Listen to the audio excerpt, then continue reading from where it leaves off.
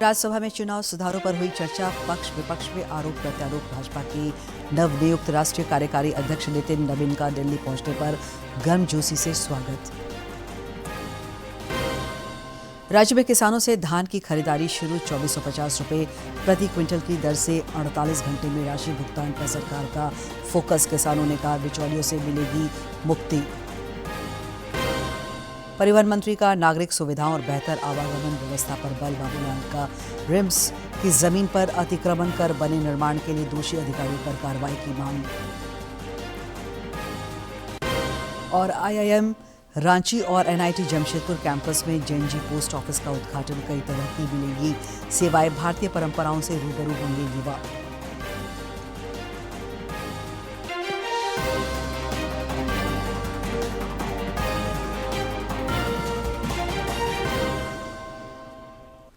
नमस्कार, खबरें झारखंड में आपका स्वागत है। मैं हूं दिव्या और अब समाचार विस्तार से। प्रधानमंत्री नरेंद्र मोदी जॉर्डन की 2 दिवसीय यात्रा पर आज राजधानी अम्मान पहुंचे। हवाई अड्डे पर जॉर्डन के प्रधानमंत्री जाफर हसन ने उनका गर्मजोशी से स्वागत किया। श्री मोदी को गार्ड ऑफ ऑनर भी दिया गया। प्रधानमंत्री जॉर्डन में विभिन्न कार्यक्रमों में हिस्सा लेंगे।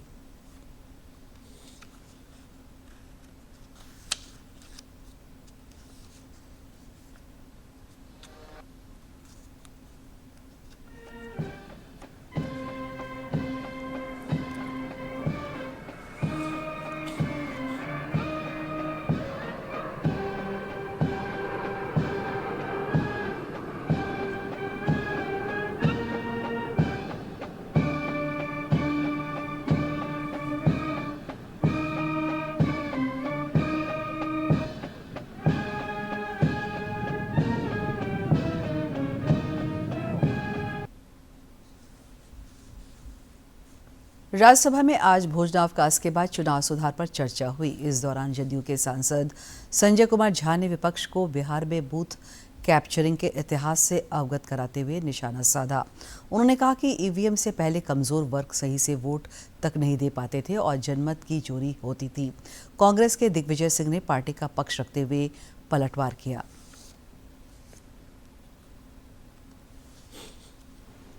यहां तक होता था कि लाइट ऑफ कर दिया जाता था।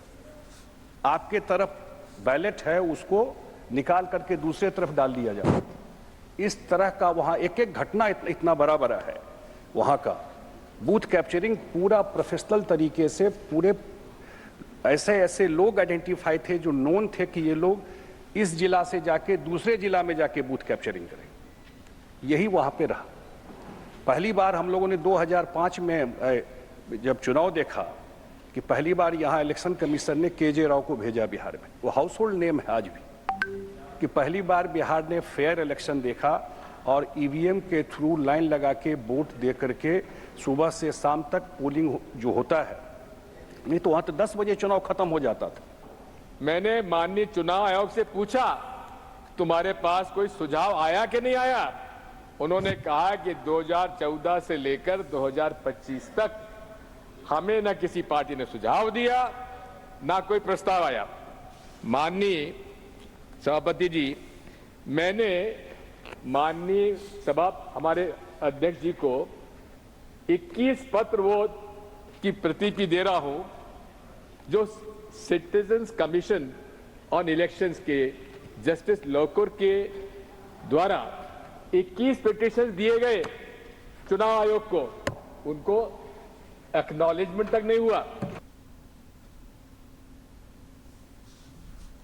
केंद्रीय नागर विमानन मंत्री राममोहन नायडू ने आज राज्यसभा में कहा कि सरकार हवाई किरायों पर कड़ी निगरानी रखने के लिए नागर विमानन महानिदेशालय के अंतर्गत टैरिफ निगरानी निकाय को और मजबूत करेगी। श्री नायडू ने बताया कि घरेलू मार्गों के साथ अब अंतर्राष्ट्रीय मार्गों के किराए की भी निगरानी की जा रही है।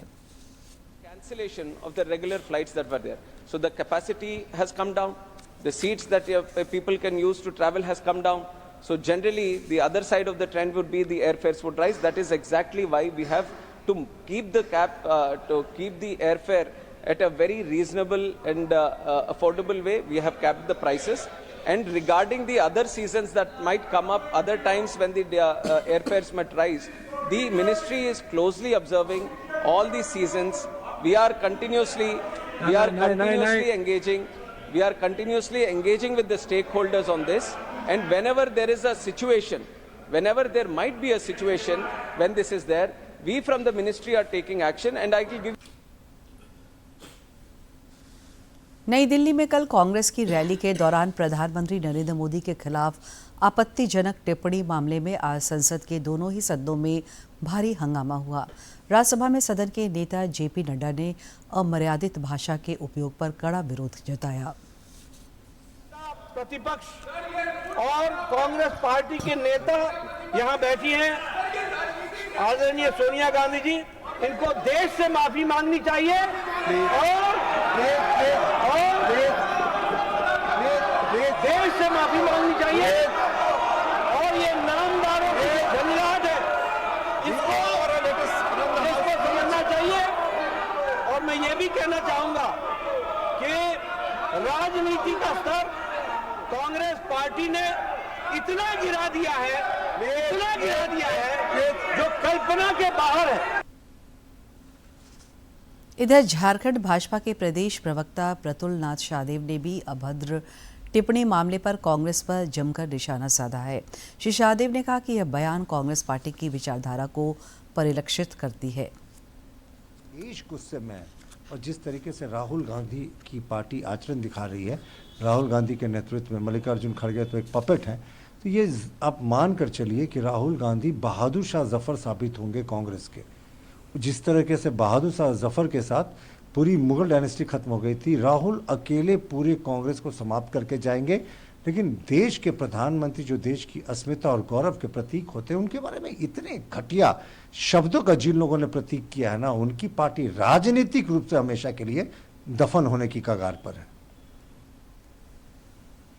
भाजपा के नवनियुक्त राष्ट्रीय कार्यकारी अध्यक्ष नितिन नवीन को बधाई देने वालों का तांता लगा हुआ है। प्रधानमंत्री नरेंद्र मोदी समेत कई केंद्रीय मंत्रियों और झारखंड भाजपा के पदाधिकारियों ने उन्हें बधाई और शुभकामनाएं दी हैं।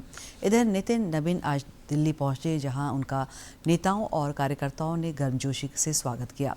पार्टी मुख्यालय में भी राष्ट्रीय अध्यक्ष जेपी नड्डा और केंद्रीय गृह मंत्री अमित शाह समेत अन्य नेताओं ने भी श्री नवीन का स्वागत तथा अभिनंदन किया। उन्होंने आज पदभार ग्रहण कर लिया।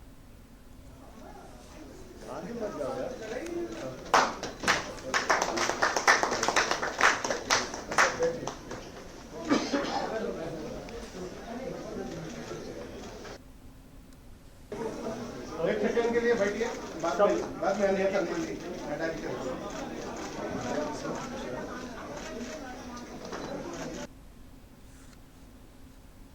झारखंड भाजपा के पूर्व प्रदेश अध्यक्ष और बिहार चुनाव में महत्वपूर्ण भूमिका निभाने वाले राज्यसभा सांसद दीपक प्रकाश ने भी नितिन नवीन को पार्टी का राष्ट्रीय कार्यकारी अध्यक्ष बनने पर हार्दिक शुभकामनाएं दी है।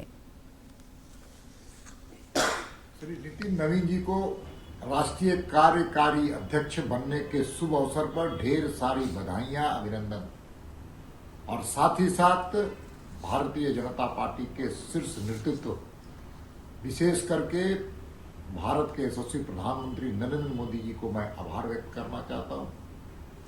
उन्होंने एक ऐसा ऊर्जावान नौजवान कार्यकर्ता को कार्यकारी अध्यक्ष बनाने का काम किया। राजधानी रांची के विभिन्न प्रखंडों सहित पूरे राज्य के धान अभिक्रय केंद्रों पर आज से सरकारी दर पर धान की खरीदारी शुरू हो गई है।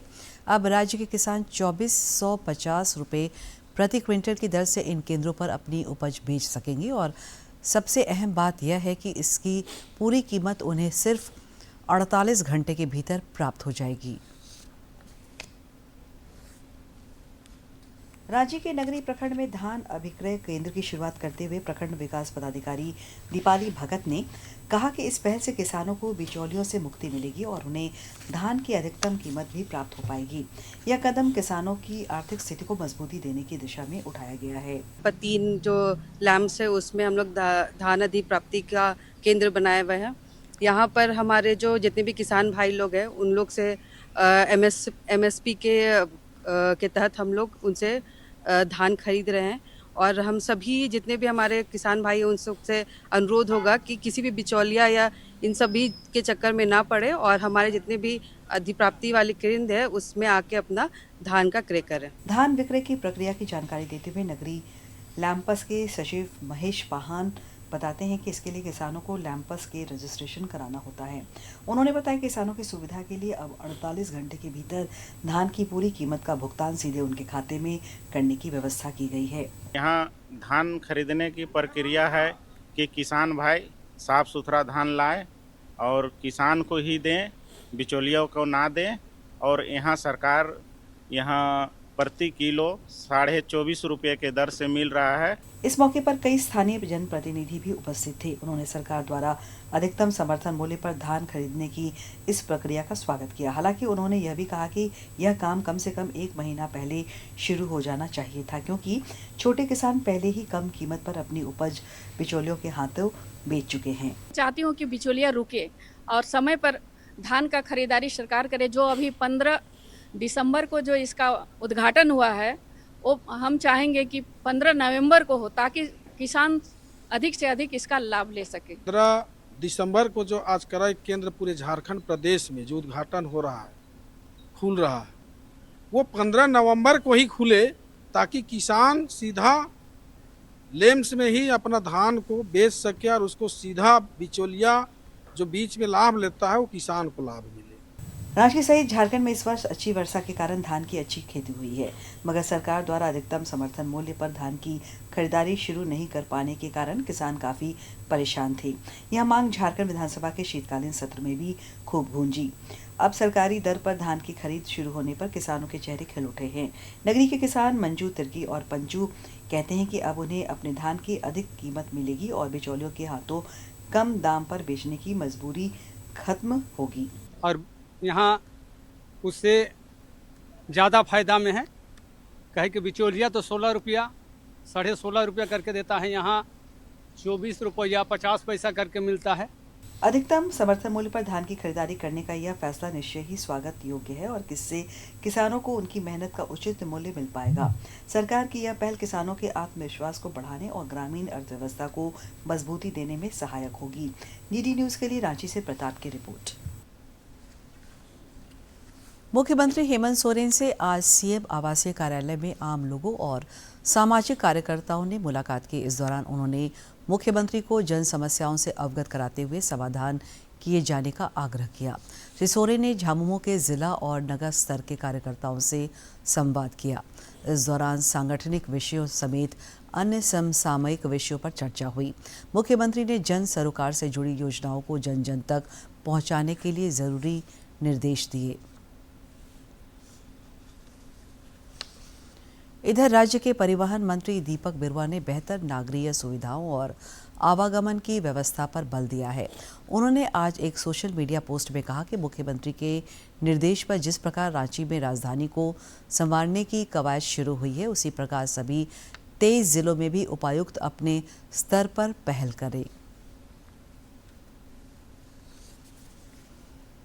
भाजपा के प्रदेश अध्यक्ष बाबूलाल मरांडी ने रांची में रिम्स की जमीन पर अतिक्रमण कर बने निर्माण के लिए दोषी अधिकारियों पर कार्रवाई की मांग की है। उन्होंने आज रांची में संवाददाता सम्मेलन में मुख्यमंत्री से 4 मंजिला अपार्टमेंट मामले में बिल्डर, रांची नगर निगम, सीईओ और रजिस्ट्रार समेत अन्य संबंधित अधिकारियों को निलंबित करने की मांग की। श्री मरांडी ने कहा कि दोषी अधिकारियों से पैसे वसूल कर भुक्तभोगियों को लौटाया जाए। या पैसा लगाया है अपना भी जमा पूंजी,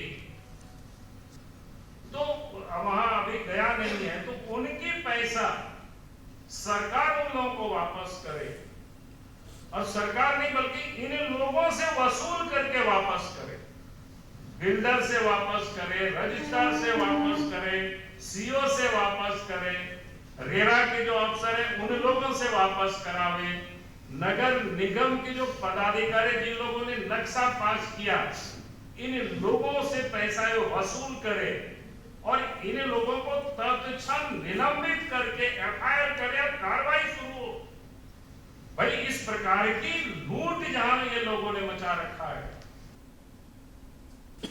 केंद्रीय महिला एवं बाल विकास मंत्री अन्नपूर्णा देवी ने नागपुर में विदर्भ प्रांत सम्मेलन में भाग लिया। यह एक दिवसीय सम्मेलन हिंदू जीवन शैली, समकालीन भारत में सांस्कृतिक शक्ति और सामाजिक संतुलन विषय पर आयोजित हुआ। केंद्रीय मंत्री ने इससे जुड़ा एक वीडियो साझा कर कहा कि इस सम्मेलन में आज के बदलते समाज में हिंदू मूल्यों, सांस्कृतिक विरासत और सामाजिक सद्भाव की प्रासंगिकता पर प्रकाश डाला गया। और से अभिनंदन करना चाहती हूँ कि आपने इस कार्यक्रम के माध्यम से इस पवित्र स्थल पर आने का भी अवसर दिया और इस महत्वपूर्ण विषय के बारे में समाज के प्रति, नारी के प्रति, स्त्री के प्रति इसके माध्यम से एक संदेश भी देने का अवसर आपने दिया है। जो राष्ट्रीय सेविका समिति की संस्थापिका लक्ष्मीबाई केरकर जी कहा करती थी कि नारी ही परिवार, समाज और राष्ट्र की मूल शक्ति है। उसमें सृजन, संरक्षण और परिवर्तन तीनों की क्षमता निहित होती है। आज यही तीनों स्तंभ विकसित भारत की नींव को मजबूत भी कर रहा है और इसलिए भारत आत्मविश्वास के साथ ये कहता भी है कि विकास तभी संपूर्ण होगा जब उसमें संस्कृति का मार्गदर्शन होगा और नारी का नेतृत्व होगा। यही भारत का मॉडल है जो कि मॉडर्न भी है और रूटेड भी है। हम सब मिलकर माननीय प्रधानमंत्री जी के विकसित भारत के स्वप्न को साकार करें, जहां भारत का विकास उसकी विरासत के साथ जुड़ा हो और परंपरा और आधुनिकता एक दूसरे के पूरक हों।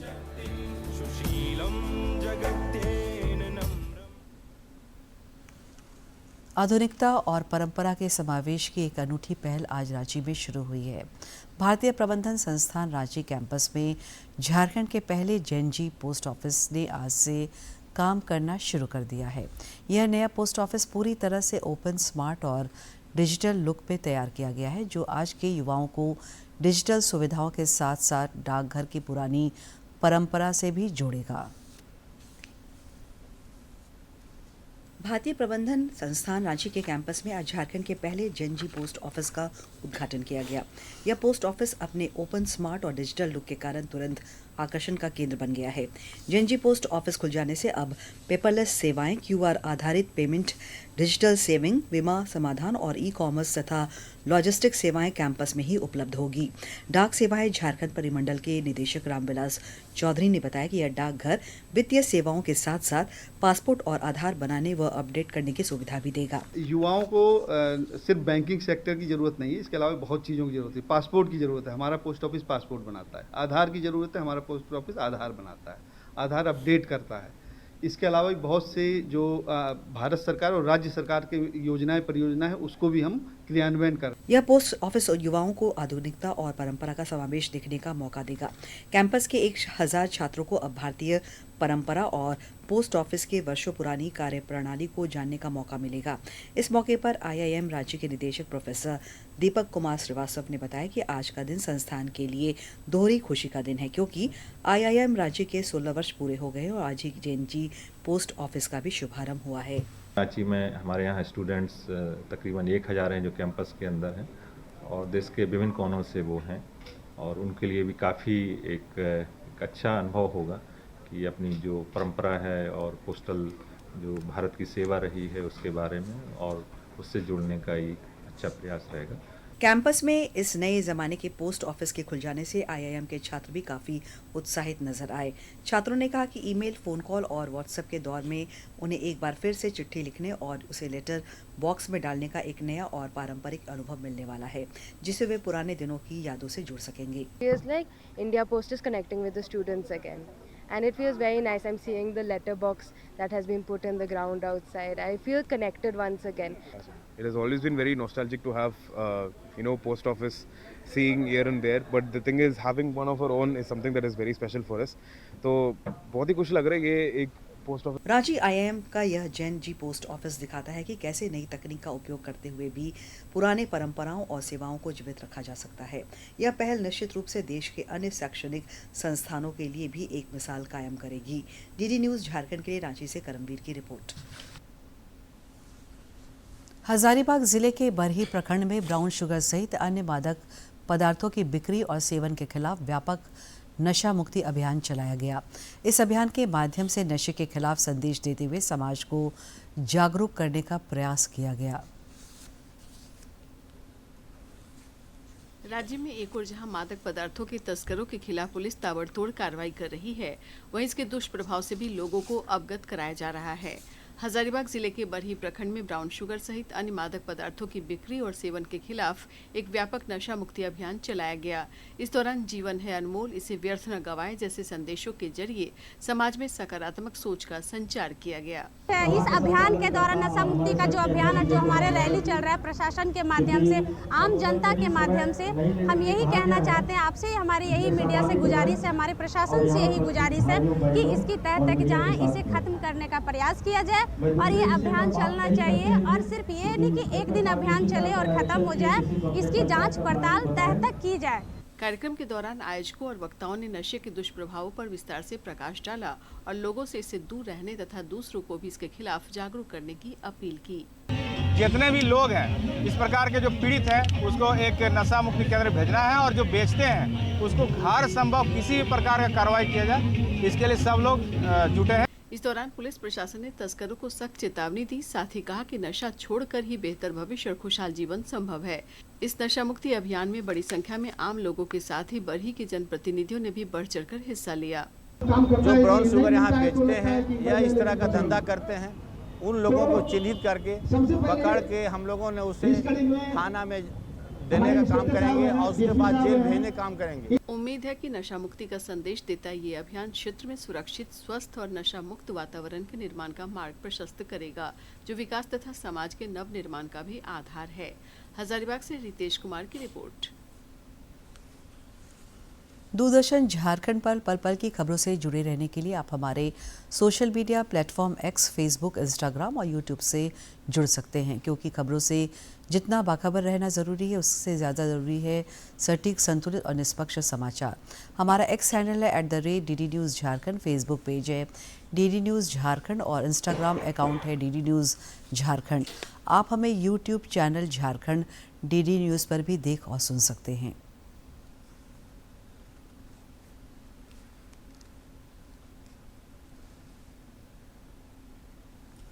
अंत में मुख्य समाचार एक बार फिर।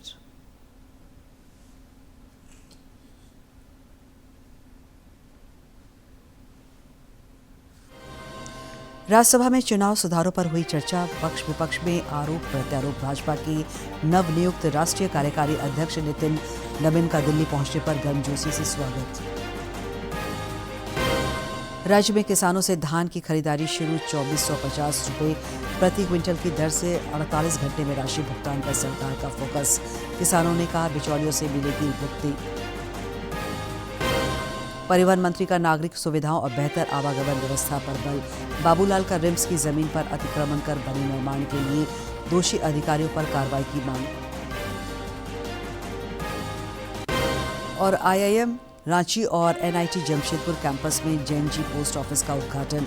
कई तरह की मिलेगी सेवाएं, भारतीय परंपराओं से रूबरू होंगे युवा।